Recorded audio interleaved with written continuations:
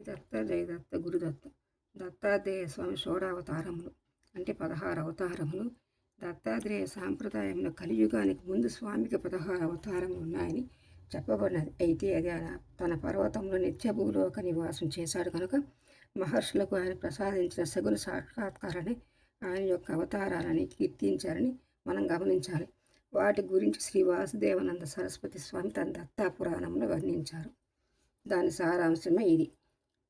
ఒకటి యోగిరాజు, 2 అత్తే వరదుడు, శ్రీ దత్తాత్రేయుడు, కారాగి సమనుడు, యోగిజన వల్లభుడు, శ్రీలీలా విశ్వంబరుడు, సిద్ధరాజు, జ్ఞానసాగరుడు, విశ్వంబర దూత, మయూయుక్త దూత, ఆది గురువు, శివరూపుడు, శ్రీదేవదేవ, దిగంబరుడు, శ్రీకృష్ణాశ్యామ మకరుడు.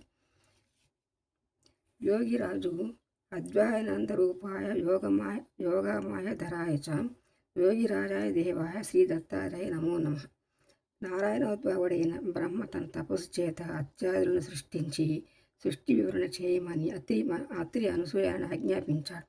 ఆ ఋషి దంపతులు ఋష పర్వతం మీద తపస్సు చేస్తుండగా ఒక కార్తీక పౌర్ణమి బుధవారం నాడు మొదటి యామములు యోగిరాజు అవతరించాడు. అత్రి వరదుడు అత్రివాతాసుడై ఇంద్రియాలను మనస్సును నిగ్రహించి ఒంటి కాలిపి యోగిరాజును ధ్యానించి యోగిరాజు వంటి బిడ్డ కావాలని ఆయన శిరస్సు నుండి వెళ్ళిన యోగాన్ని ముల్లోకాలను తప్పింపచేయగా దేవాసులు త్రిమూర్తులను సన్నవేడారు. ముమ్మూర్తులు అత్రి ఆశ్రమానికి వచ్చి ఆయనను మేల్కొల్పారు. ఆయన ముమ్మూర్తులను పూజించి, నేను ఒకరిని ధ్యానిస్తే ముగ్గురు వచ్చినారేమిటి అని అన్నారు. నీవు ధ్యానించిన అద్వితీయ రూపాలను మేము ముగ్గురు ఒకటే. సృష్టాది కార్యాలు నెరవేర్చడానికి త్రిగుణాలను ఆశ్రయించి ముమ్మూర్తులుగా వెలిసాము. నీవు ముందు చూచిన రూపాన్ని ధ్యానించు అన్నారు. అప్పుడు యోగిరాజు త్రిగుణాత్మకుడుగా శుద్ధ స్ఫటిక దీప్తి గల యోగాదేశకరుడుగా షడ్భుజాలతో దర్శనమిచ్చాడు. ఇది ఒక కార్తీక బహుళ పాడ్యమి రోజు రోహిణి నక్షత్రం గురువారం నాడు జరిగినది. మాలా కమండల ధర కరపద్మయుగ్మి మధ్యస్థ పాని యుగులే డమర్ త్రిశూలే యస్త్యస్త ఊర్ధ కర్యో శుభ శంఖచక్రే ధ్యాయేత్ మంత్రి వరదం భుజషట్టయుక్తం. ఈయన దేహంలోని కుడి పార్శ్వం గురువు, ఎడమ పార్శ్వం భగవంతుడు, కుడి చేతులు మంత్రాల కారాధారమైన ఆకారాది క్షకారాంత వర్ణాలు గల 52 పూసల జపమాల. ఈ మాలలో సకల మంత్రాలు బీజాలతో సహా ఉంటాయి. ఇది మందాధికారులైన భక్తుల కోసం డమరులో శాస్త్రాలన్నీ మధ్యమాధికారుల కోసం ఉన్నాయి. పై చేతిలోని చక్రం ఉత్తమాధికారులకు సత్వరము బంధ విచ్ఛేదం చేసి తన జ్ఞాన తేజాన్ని వారికి ప్రసాదిస్తుంది. ఇవి కుడివైపునున్నవి. ఇది మోక్షప్రదమైన గురుతత్వము. ఎడమ చేతిలో జీవులకు కర్మఫలాన్నిచ్చే కర్మసూత్రమనే జలాన్ని కలిగిన కలసమున్నది. జీవుల కన్నపానాదులు ప్రాప్తించడం దీనిపై ఆధారపడి ఉన్నది.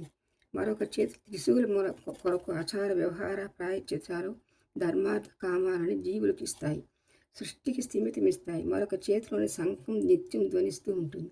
ఆ ధ్వని అపూర్వ నిత్య పరిసంఖ్య విధులను సూచిస్తుంది. ఈ మూడింటితో కూడిన యజ్ఞ విధి వలన సృష్టి చక్రం ప్రవర్తిస్తుంది. సృష్టి వలన సృష్టి పాలన జరుగుతుంది. ఇది భగవత్వత్వం. శ్రీ దత్తాత్రేయుడు. దత్తాత్రేయం శివం శాంతం మిదం ఇంద్రస్నీలం నివం ప్రభుం ఆత్మమాయారాతం దేవమావధూతం దిగంబరం భస్మదూరిత సర్వాంగం జటాజూటధరం విభుం చతుర్బాహు ముదారాంగం దత్తాత్రేయం నమామ్యహం. అత్రి తపస్సుకు మెచ్చిన భగవంతుడు వరం కోరుకోమన్నాడు. నీ వంటి కొడుకు కావాలి అన్నాడు. ఋషి మాట ఇచ్చాడు కదా అని తనంతట వాడు లేనందువల్ల తనను తానే దత్తం చేసుకున్నాడు. భగవంతుడు ఆ రోజు శుక్రవారం కార్తీక బహుళ విధియ మృగశిర నక్షత్రం మొదటి జామున మొదటి గంట ఆయనే జ్ఞానానిధి యోగి జనవల్లభుడు జగద్గురువు ఆయన దంపతులు ప్రణమిల్లి తమ గర్భని జనితుడై బిడ్డ కావాలని సాక్షాత్కరించిన రూపం భూమిపై నిలిచిపోవాలని కోరారు. అందుకని అత్రి వరదుడు జన్మించారు. జ్ఞానానందకైన దీప్తాయ కాలాగ్ని సమానాయ చ భక్తారీష్ట వినాశాయ నమోస్తు పరమాత్మని. ఆశ్రమంలో ధ్యాననిష్ఠుడైన అత్రి నుండి జనించిన యోగాన్ని ఆయనకు దహించిపోయింది. దత్తుడి ఋషి శిరస్సు ప్రవేశించగానే కోటి చంద్రుల వల్లభం చల్లదనం కలిగింది. తలచిన ఋషి కనుల నుండి దివ్యకాంతి ప్రకాశించింది. అనసూయ దేహంతో అందరి సమక్షంలో ప్రవేశించింది. అది మార్గశిర మాసం పూర్వార్ధంలోని సప్తమి. గర్భస్థుడైన భగవంతుడు 9 దినాలు 9 మాసాలను తలచి మార్గశిర పౌర్ణమి బుధవారం నాడు మృగశిర నక్షత్రం సాయంత్రం జన్మించాడు. సకల సృష్టి పులకించింది. జగద్భువనుడు చంద్రదత్త దుర్వాసన రూపములు దర్శనమిచ్చాడు. త్రిమూర్తిరాత్ముడైన బిడ్డడిటి చూచి వారు పొంగిపోయారు. అనసూయ శస్త్రపానంతో జల క్రీడలతోనూ వారిని భగవంతుడు సంతోషపెట్టాడు. శ్రీదత్త జయదత్త గురుదత్త.